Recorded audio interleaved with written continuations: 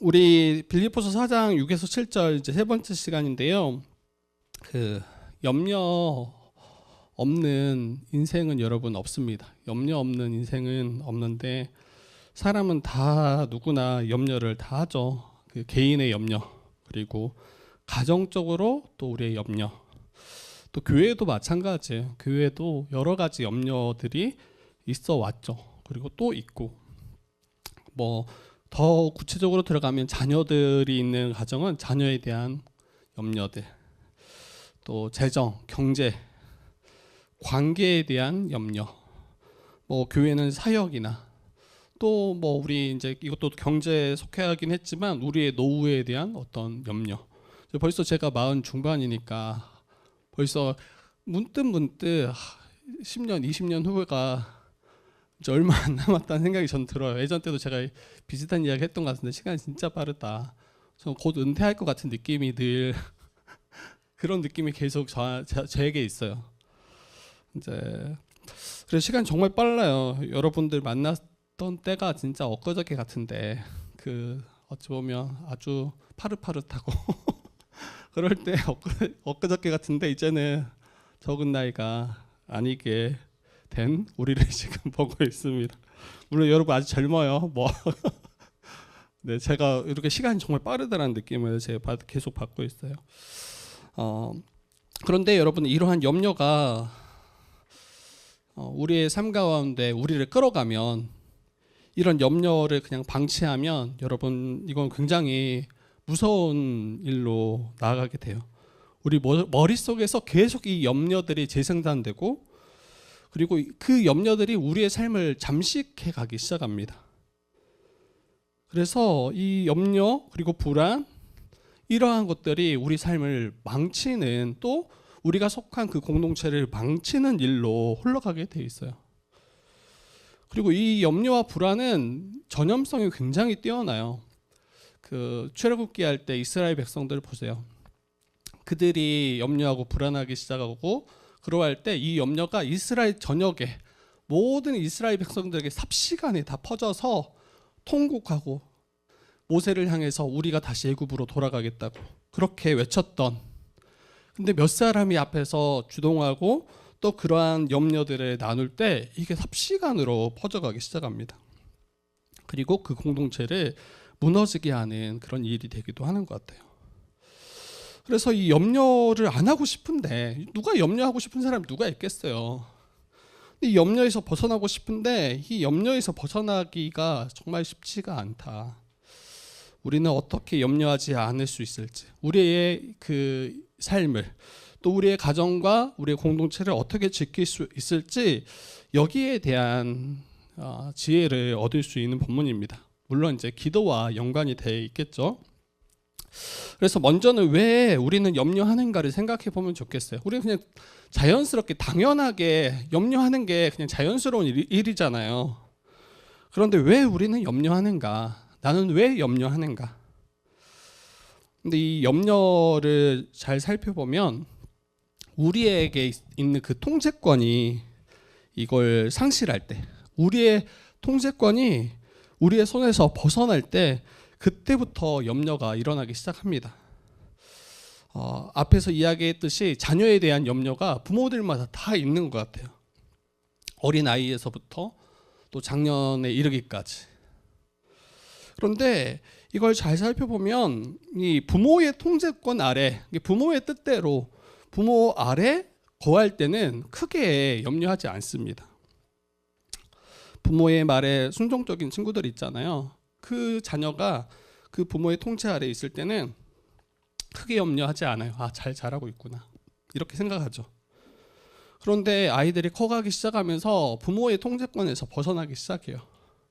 하지 않았던 일들을 하고, 말하지 않았던 것들을 말하고, 가지 않았던 것들을 가고, 막 이러기 시작하면서 이제 염려는 기하급수적으로 막 일어나기 시작합니다. 그리고 우리의 미래에 대한 염려도 마찬가지예요. 진로에 대한 것도 마찬가지죠. 우리의 미래적 상황에 대해서 어느 누구도 통제할 수 없기 때문이에요. 당장 내일 하루도, 또 1년 후, 2년 후, 10년 후를 누가 예측할 사람이 누가 있으며, 그걸 통제할 수 있는 사람이 누가 있습니까? 아무리 뭔가 뛰어나고 뭔가 성공했던 사람도 하루아침에 모든 걸 다 잃어버리는 시대가 오늘날의 시대예요. 그래서 우리의 그 삶이 불확실할 때, 우리의 통제권을 벗어날 때 이 염려는 언제 어디서든 일어나기 시작해요. 그래서 세상 사람들 중에 염려 없는 사람이 하나도 없습니다. 뭐 재정도 마찬가지예요. 경제도 마찬가지예요. 충분한 내 삶을 통제할 수 있는 충분한 재정이 내 수중에 있을 때는 뭔가 안전하다고 느끼죠. 그런데 그게 딱 내 수중에 그만한 재정이 없을 때 이제 불안하기 시작하죠. 염려가 되기 시작하죠. 건강도 마찬가지입니다. 건강한 사람도 염려해요. 이 건강을 잃을까 봐. 근데 또 많이 아프신 분들도 염려해요. 더 안 좋아질까 봐. 이게 이 염려는 막 어느 부분에든 어디에서든 이게 일어나고 우리를 계속 우리의 생각을 잠식하고 우리의 삶을 더 부정적으로 이끌어가는 경우가 있습니다. 근데 교회에서 사역도 마찬가지인 것 같아요. 사역도 우리의 생각과 우리의 통제에서 이 사역들이 벗어날 때, 우리의 통제 밖에서 우리가 아무것도 할 수 없을 때, 이때 염려가 일어납니다. 우리 지나왔던 시간들을 봐도 그래요. 우리의 통제 가운데 모든 사역들이나 또 우리 교회 지체들과 우리 사역들이 뭐 딱딱딱 이런 적이 거의 없죠. 다 여러 가지 일들이 곳곳에서 일어나고 그것으로 인해서 때로는 염려하고 걱정하고 이랬던 경우가 상당히 많습니다. 그래서 이 염려의 본질은 여러분 내 인생의 통제권을 내가 가지려고 할 때, 내 인생을 내가 마음대로 좌지우지하려 할 때, 그때 이걸 벗어날 때 이 염려가 우리에게 일어나기 시작한다라는 거예요. 그리고 이걸 다르게 말하면 여러분 내 인생의 주가 내가 되려는 거예요. 내 인생을 내가 통제함으로 나의 구원, 나의 안전을 이루려는 그 자기의의 한 모습입니다. 염려가 그런 거라는 걸 잘 생각을 우리는 못 하잖아요. 그리고 하나님의 그 주권 아래, 하나님의 돌보심 아래 있다라는 거를 잘 인정하지 않을 때, 그때 신자들에게도 여지없이 일어나는 게 염려입니다. 어느 누구도 자기 인생을 자기 뜻대로 통제할 수 없어요. 이건 신자들도 마찬가지고 세상의 그 어떤 사람도. 그러면 우리는 계속 염려할 수밖에 없는가? 이 염려의 구렁텅이에서 우리는 헤어나올 수 없는가? 이거에 대해서 성경이 답을 주고 있죠. 우리 한번 6절 다시 한번 읽어봅시다. 6절 같이 한번 읽어봅시다. 여러분이 한번 읽어주세요. 6절 시작.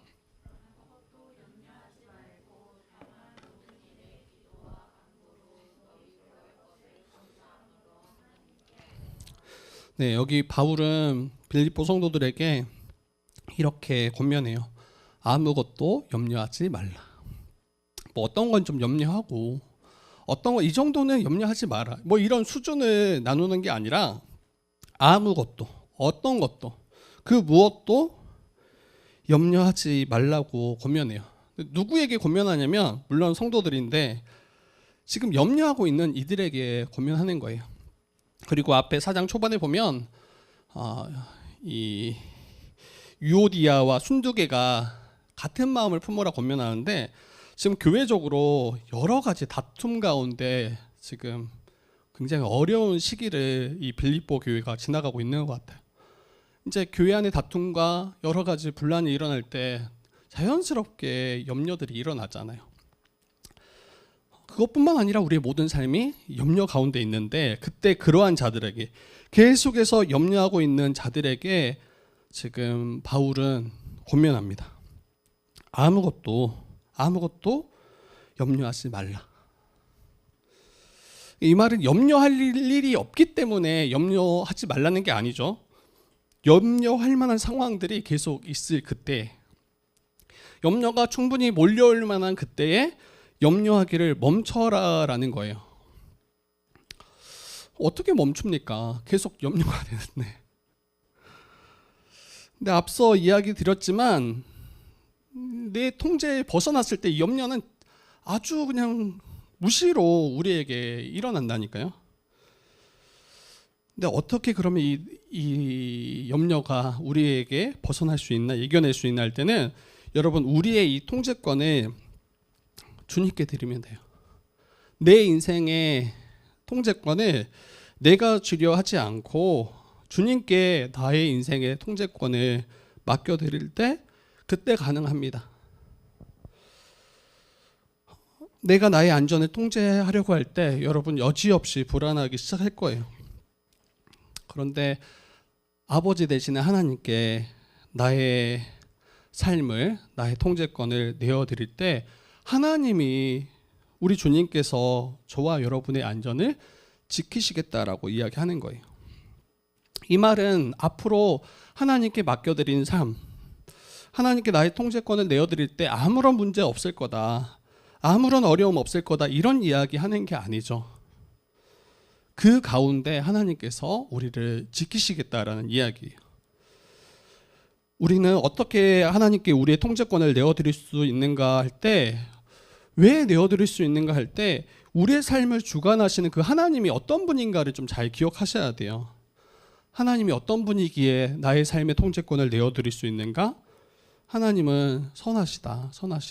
나보다 나를 더 위하시고 우리를 너무 사랑하시고 그리고 신실하시고 또 모든 일을 우리를 위해서, 우리의 복을 위해서 행하시는 분이시기 때문에 그분에게 나의 모든 삶을, 또 우리의 모든 일을 맡겨드릴 때 이게 결국에는 복이 될 것을 믿기에 우리 삶의 통제권을 내어드릴 수 있는 거예요. 다시 이야기하지만 주님이 우리 아버지 되시기 때문에, 그리고 그분이 우리의 인생을 너무 귀하게 소중하게 여기시고 지켜주시기 때문에, 그리고 우리의 모든 필요를 주님이 돌보시고 채워주시기 때문에 저와 여러분의 삶을 누구에게 맡겨드리는가가 이 염려의 핵심 키입니다. 이 마태복음 10장 29에서 31절 보면 참새 두 마리 비유를 이야기해요. 참새 두 마리가 한 아사리온에 팔리지 않냐. 근데 하나님이 허락하시지 아니하면 그 한 마리도 땅에 떨어지지 아니함을, 그리고 우리의 머리털까지 하나님은 다 세신 바 되시는 그 하나님이시기 때문에, 그리고 우리는 참새보다 훨씬 귀한 존재로 하나님의 자녀로 우리를 부르셨기 때문에 하나님이 우리를 돌보시지 않겠냐, 이렇게 우리에게 말씀하시죠. 하나님께서 우리의 삶을 주관하실 때, 다스리실 때 여러분 가장 안전해요. 그런데 우리는 우리의 그 짧은 지혜, 우리의 경험을 가지고 하나님이 아닌 다른 것을 우리의 피난처로 여기고, 때로는 그게 물질이 되기도 하고 우리의 건강이 되기도 하고 우리의 어떤 스펙, 이런 것들에 우리가 자기의 삶을 맡겨드리려고 할 때가 있는 것 같습니다. 여러분, 주님을 믿는 우리에게도 무슨 일이 충분히 일어날 수 있고, 그리고 여러분들이 이미 그러한 일들을 크게 또 작게 마주하며 살아왔을 거예요. 그때 우리도 하나님을 마치 안 믿는 사람들처럼 그 통제를 벗어났을 때 똑같이 염려하고 똑같이 신음하고 똑같이 다 잃어버린 것처럼, 완전히 망한 것처럼, 더 이상 이 세상에 살아가는 의미를 없는 것처럼 자포자기하고 한없이 쪼그라드는 모습이 혹 우리의 모습이라면, 여러분, 우리의 믿음을 다시 한번 바라보셔야 돼요. 우리가 바라보는 그 예수 그리스도가 누구신가? 우리를 창조하시고 다스리시는 그 하나님이 누구신가? 그분이 우리 아버지 되시고 우리를 주관하시고 우리를 돌보시겠다고 약속하셨는데 그 약속을 나는 믿고 있는가? 그런데 평상시 때는 그 주님을 찬양하고 인정해 드리지만 어떤 일을 딱 마주하고 내가 견디기 어렵다라고 생각되는 그 지점이 딱 무너져 내릴 때, 그때 여지없이 염려가 나를 완전히 짓누르고 염려에 찌들어 살고 마치 아무 소망 없는 것처럼 다 잃어버린 것처럼 살아가고 있더라면 여러분 우리가 믿는 그 주님이 어떤 분인지를 다시 돌아보셔야 돼요. 최근에 한 연예인이 자살한 소식을 들었어요. 근데 왜 자살했는가 그런 뉴스에 뜨기를 아주 젊은 친구인데 30이 되지 않은 친구인데 지인에게 투자 사기를 당한 거예요. 그래서 자기 모든 재산을 다 잃어버리게 된 거죠. 아마도 신뢰했던 지인에게 배신당한 그 충격, 그리고 내가 가장 내 모든 그 자산을 다 잃어버렸다라는 그 상실감, 그리고 다시 어떻게 일어나야 될지에 대한 그 막막함, 이게 복합적으로 아마 작용했을 것 같아요. 그리고 결국에는 자살에 이릅니다. 여러분 그 친구가 이 자살에까지 이른 것은 그가 무엇에 자기의 안전을 두었는가 거기에 연결된 것 같아요. 돈을 잃어버릴 수 있잖아요. 그리고 친구를 잃어버릴 수도 있고. 근데 거기에 나의 안전을 두었을 때 그게 무너져 버리면 그 사람은 다 무너져 내립니다. 다른 거 괜찮다가 떠도 내가 정말 붙잡고 내가 의지했던 그게 딱 무너져 내려버리면 여러분 우리의 삶은 진짜 아무 흔적도 없이 다 무너져 내릴 수밖에 없는 것 같아요. 여러분 성도들도 다 모든 걸 잃어버릴 수 있어요. 건강도 잃어버릴 수 있고요. 사랑했던 사람도 배신당할 수 있고요. 자신이 피땀 흘려 모았던 모든 재산을 한순간에 다 잃어버릴 수도 있습니다. 물론 많이 힘들 거예요. 그리고 염려가 될 수 있어요. 이런 문제가 어렵지 않다라는 게 아니라 성도는 그런 것으로 인해서 무너져 내리는 존재가 아니라는 거예요. 그것이 어렵지 않고 아무것도 아니다라는 이야기가 아니라 성도가 하나님께 우리의 안전을 두었기 때문에 우리의 안전을 사람들에게 두지 않고 내가 가진 소유에 두지 않고 하나님께 우리의 안전을 두었기 때문에 그것이 무너져도 우리는 무너져 내리지 않습니다. 어려운 일을 마주할 때 정말 우리의 삶을 다스리시는 분이, 우리의 삶을 이끄시는 분이 주님이 맞는지를 다시 우리가 돌아보셨으면 좋겠어요. 교회적으로도 마찬가지예요. 교회적으로도 여러 가지 앞으로 또 큰 일들이 분명히 우리에게 있을 거예요. 근데 우리가 너무 쉽게 마치 하나님 살아계시지 않는 것처럼, 우리가 아무것도 아닌 것처럼 이렇게 여기지 않았으면 좋겠어요. 우리가 당면한 그 상황을 놓고 염려에 찌들어서 도무지 이제는 못하겠다, 할 수 없다 이렇게 우리가 나가기보다는, 그리고 문제가 해결되기까지 그냥 쩔쩔매다가 그리고 해결되면 그때 우리가 인상을 피는 그런 게 아니라 문제를 마주할 때 그 문제를 통해서 역사하실 그 하나님, 그리고 그 하나님을 온전히 신뢰함으로 도리어 그 어려울 그때가 하나님의 영광을 드러낼 때가 되었음을 그렇게 여길 수 있는, 그게 주님이시잖아요. 가장 어둡고 가장 고통스러운 그 십자가가 하나님의 영광을 가장 높이 들었던 그 때가 되었던 것처럼 거기에 대해서 염려하고 불안해하시고 두려워하기보다는 도리어 하나님께 자기의 삶을 온전히 맡겨드렸던 그 예수 그리스도, 그분의 그 삶이 우리의 삶이었으면 좋겠어요. 우리가 혹시 똑같이 염려하고 있지는 않는지, 그리고 우리 잠시 염려할 수 있습니다. 염려 자체가 우리에게는 없다 이런 이야기 하는 게 아니에요. 잠시 염려할 수 있고 그 문제로 인해서 잠시 신음할 수 있고, 그런데 그 문제들이 계속해서 우리를 끌어갈 수 없다라는 거예요. 그 염려에 찌들어서 그 염려가 우리를 집어삼킬 수 없다라는 거예요. 그러한 인생은 아무런 기쁨과 감사를 찾아볼 수 없어요. 그런데 주님을 신뢰하며 살아가는 자들은 정말 어떤 누구도 어떻게 그 상황 가운데 기뻐할 수 있나, 어떻게 그러한 어려운 가운데 찬송할 수 있나, 도리어 그렇게 사람들이 우리에게 질문을 할 것입니다. 그리고 늘 염려하는 그 삶은 하나님이 계시지 않는다라고 무의식적으로 자기가 믿고 있는 삶이에요. 늘 염려하고 그 문제에 찌들어서 한 걸음도 나아갈 수 없는 그런 모습은 하나님이 나와 함께 계시지 않는다라고 이걸 신뢰하고 있는 거예요. 하나님께서 나를 돌보시지 않는다라고 고백하는 것과 같아요. 그리고 아무것도 염려하지 말라는 이 말을 오해하지 말았으면 좋겠는데 염려하지 않기 때문에 우리의 미래를 준비하지 마십시오.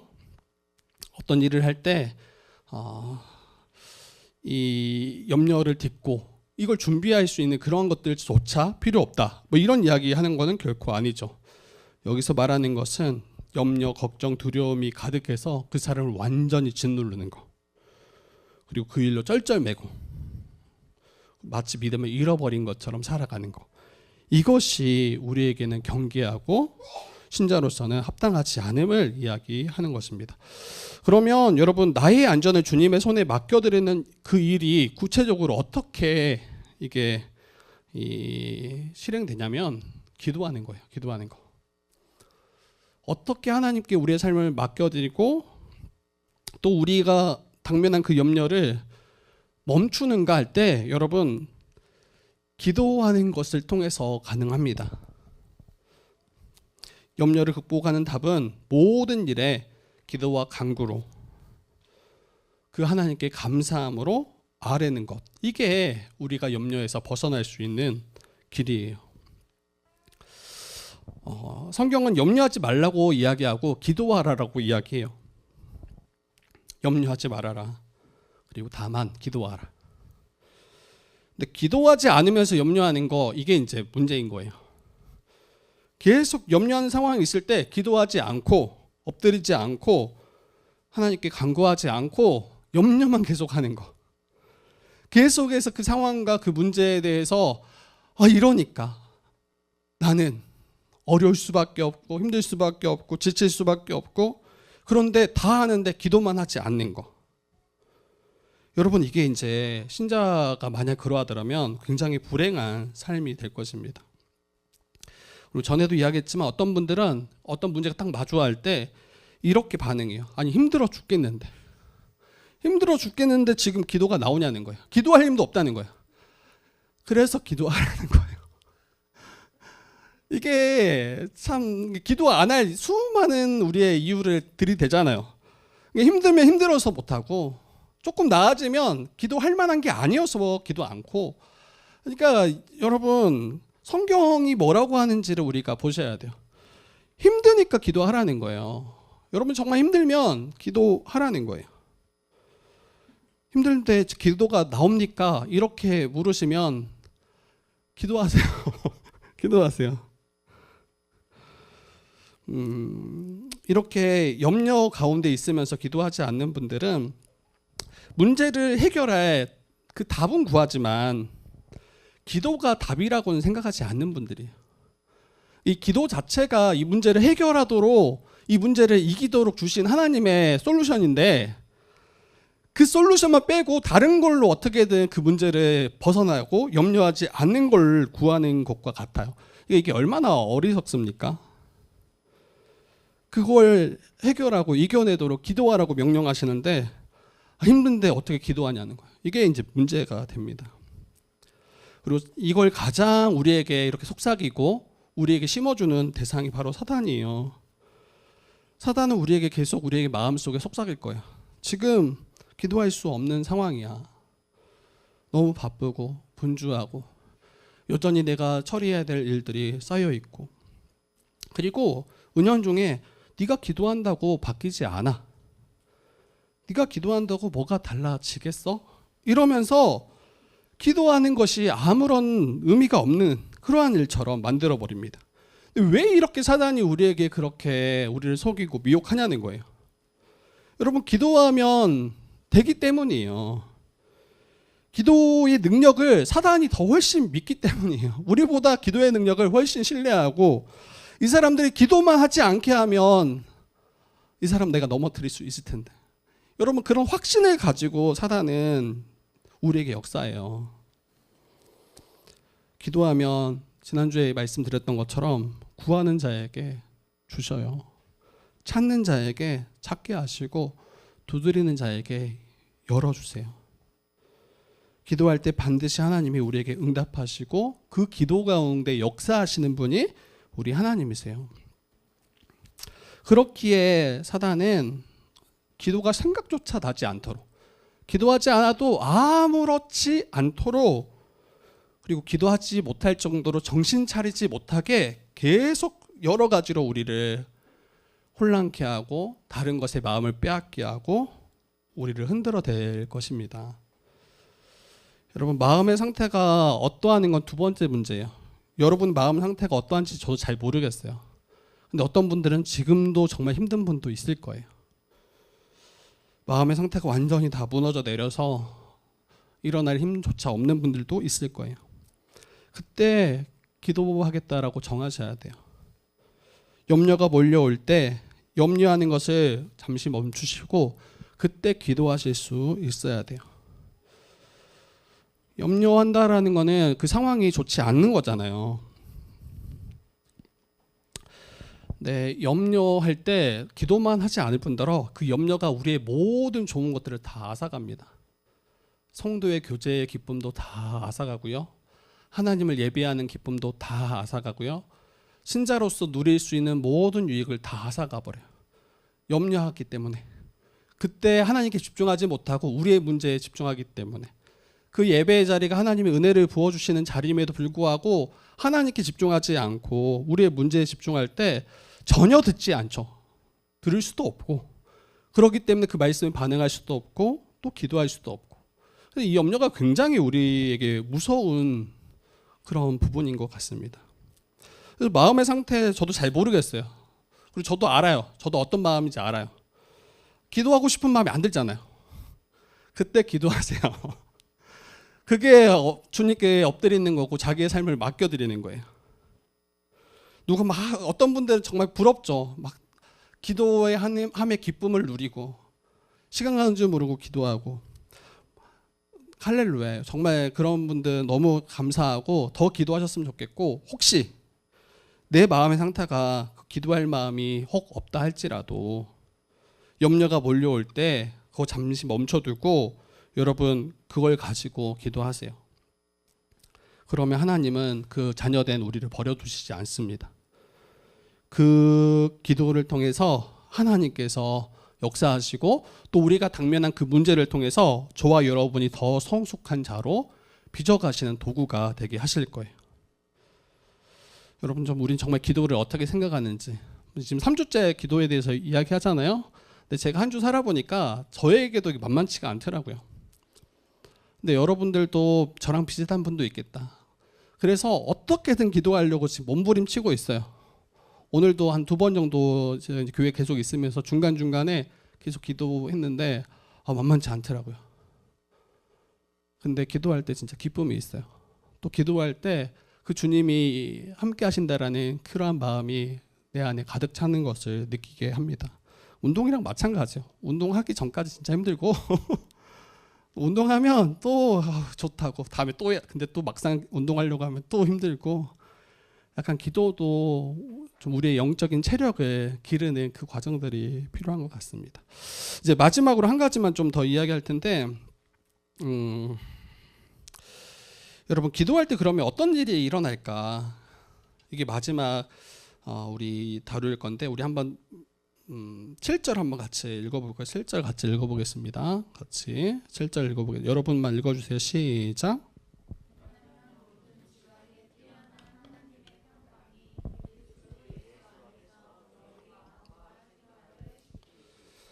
네. 기도하면, 그리하면, 아무것도 염려하지 않고 모든 일에 기도와 간구로 하나님께 간구하면, 그리하면 어떻게 하시냐면 모든 지각에 뛰어나신 그 하나님의 평강이 그리스도 예수 안에 있는 우리의 마음과 생각을 지키실 것이다 라고 말씀하십니다. 기도할 때 여러분 하나님의 평강이 우리를 지키신대요. 평강은 이 에이레네, 그래서 평화예요. 평화. 모든 문제가 다 잠잠해지는, 이 전쟁에 있을 때 전쟁이 완전히 그쳐지는 그러한 것을 의미하거든요. 근데 우리를 염려케 했던 그 모든 일들이 그 하나님의 평강이 우리를 딱 둘러싸는 거예요. 그래서 우리가 요동하지 않도록, 그 염려에 잠식되지 않도록, 끌려가지 않도록. 지금도 또 염려하는 거 아니야 보니까. 여러분, 이건 여러분 염려하지 않도록 계속 설교하는데 도리어 이 설교가 또 염려가 되면 안 돼요. 정말 약간 쉽지 않네요 정말. 여러분, 기도할 때 하나님의 평강이 우리를 지키시겠다고 약속하세요. 그리고 하나님의 평강이 우리의 생각을 지킴으로 어려운 가운데 염려가 몰려올 때 낙심과 절망이 우리를 사로잡지 못하게 하나님이 지키십니다. 이길 힘을 얻게 하시는 거예요. 그래서 하나님으로부터 흘러나온 기쁨과 평강이 우리를 에워쌉니다. 염려가 우리를 에워싸는 게 아니라 하나님의 기쁨과 평강이.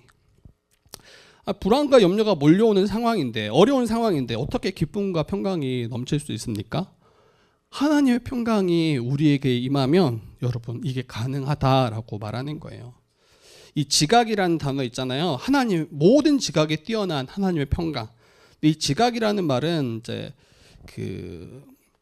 합리적으로 사고하는 거예요. 합리적으로 사고하는 것을 말하고 영적인 진리를 이해하는 능력을 말해요. 이게 하나님이 허락하신 지각이에요. 모든 지각에 뛰어나신 하나님께서 그 하나님의 평강, 그로 말미암아 하나님의 평강. 그래서 하나님의 지각으로 우리가 우리의 문제를 바라보게 하신다라는 거예요. 우리가 당면한 일이 어떠한 일인지 그 하나님의 지각으로 깨닫게 하셔서 이해되지 않을 때 이게 큰 문제가 되는 거예요. 그런데 이 문제가 정확한 어떤 문제인지 다 알 수는 없지만 이 일이 하나님이 우리를 결국에는 복되게 할 일이다라는 걸 신뢰할 때, 그때 그 염려는 온데간데 사라지고 그때 기쁨과 감사가 그 염려의 자리에 깃들기 시작하는 거죠. 여러분, 뭐 다른 데서 찾을 필요도 없어요. 우리가 살펴왔던 수많은 성경의 인물들이 그러한 삶을 살았어요. 바울과 실라가 그랬어요. 주의 복음을 위해서 억울하게 옥에 갇히잖아요. 그 깊은 옥에 매여 있을 때, 양손에 또 양다리에 다 이 고랑이 채워져서 꼼짝할 수 없을 때, 그때 바울과 실라가 했던 거는 기도하는 거였어요. 찬송하는 거. 근데 그때 하나님께 기도와 찬송 가운데 나아갈 때 그게 다 옥문이 흔들리고 옥문이 열렸을 뿐 아니라 그 자기를 에워쌌던 그 쇠고랑이 다 끊어지는 것을 보잖아요. 근데 어떻게 감옥 안에서 찬송하고 기도할 수 있냐는 거예요. 여러분, 바울과 실라가 신뢰했던 거는 자신이 세상의 권세자들 아래, 그 통제 아래 있다라고 여기기보다는 하나님의 통제 아래 자신들이 있음을 믿었던 것 같아요. 하나님의 손에 자신들이 있음을, 자기 지금 당면한 상황이 어렵고 여러 가지 어려운 가운데 신음한다 할지라도 그들의 손에 내 삶이 메어 있는 게 아니라 하나님의 통제 아래, 하나님의 손에 우리의 삶이 있음을 믿었기 때문에 그러한 어려운 가운데서도 찬송과 기도할 수 있는 거죠. 엘리사와 사원의 이야기도 여러분 기억하실 거예요. 제가 종종 이제 예화로 들었던 이야기인데, 아람 군대가 엘리사를 에워싸잖아요. 아람 군대가 이스라엘을 침략하려고 할 때 엘리사가 예언한 그 예언 때문에 번번이 다 막히고 실패합니다. 그때 엘리사 그 한 사람 잡으면 우리가 이기겠다 생각해서 정말 수많은 그 한 사람 잡고자 아람의 거대한 군대를 일으켜서 엘리사를 에워싸버립니다. 엘리사가 거하고 있는 그 산을. 그리고 아침에 일어나서 그의 사환이 엘리사의 사환이 딱 내다보니까 망한 거예요. 아람 군대가 자기가 있는 그곳을 전체가 다 에워싸고 둘러싸고 자기를 죽이려고 하는 거예요. 그래서 어찌합니까? 내 주여 어찌합니까? 우리가 어찌하리이까? 이렇게 염려하고 불안해하며 두려워하기 시작합니다. 그때 엘리사가 사환에게 말해요. 두려워하지 말라. 두려워할 수밖에 없는데 두려워하지 말래. 그리고 엘리사가 이런 말합니다. 우리를 둘러싼 그 아람 군대보다 더 큰 군대가 그들을 둘러싸고 있다. 하나님의 군대죠. 불병거와 불말. 하나님의 군대가, 그 거대한 군대가 이 아람 군대를 에워싸서 포위하는 거. 분명히 포기된 사람은 엘리사하고 사환이었던 것 같은데 지금 실제는 아람 군대가 포위되어 있는 거예요. 그리고 이것을 믿지 못하자 이 엘리사가 하나님께 간구해요. 내 사환의 눈을 띄워주십시오. 하나님 보여주십시오. 그러니까 사환의 영적인 눈이 열려가지고 그 불말과 불병거를 다 보게 됩니다. 그리고 여러분 염려하지 않았더라. 왜 염려하냐는 거예요. 자기의 삶이 자기의 안전이 통제 아래 있지 않잖아요. 근데 하나님의 손에 있을 때 우리가 안전하다라고 이것을 보게 될 때 여러분 불안해하지 않습니다. 염려하지 않습니다. 에베소서도 마찬가지예요. 바울은 에베소 성도들을 위해서 기도해요. 하나님 저들에게 지혜와 계시의 영을 주십시오. 하나님을 알게 해주십시오. 그래서 그들의 눈을 밝혀주셔서 우리를 부르신 그 하나님의 소망이 무엇인지, 성도가 누릴 그 기업의 영광의 풍성함이 무엇인지, 우리를 구원하실 그 하나님의 역사, 능력이 무엇인지 그들이 보게 해주십시오. 근데 문제는 우리가 보지 못하기 때문이에요. 보지 못하고 여전히 눈앞에 있는 세상이 훨씬 크다. 그리고 그것이 우리를 억누르고 짓누르고 우리의 안전을 빼앗아 갈 거다라고 여기기 때문이에요. 근데 하나님은 여러분 그 모든 것보다 더 크신 분이시잖아요. 하나님은 가장 강하신 능력의 주님이시잖아요. 그분의 손에 우리가 거하고 있더라면 여러분 정말 안전해요. 그리고 가장 두려운 거는 죽음이에요. 그리고 죽음 이후의 영원한 심판, 우리의 죄로 인한.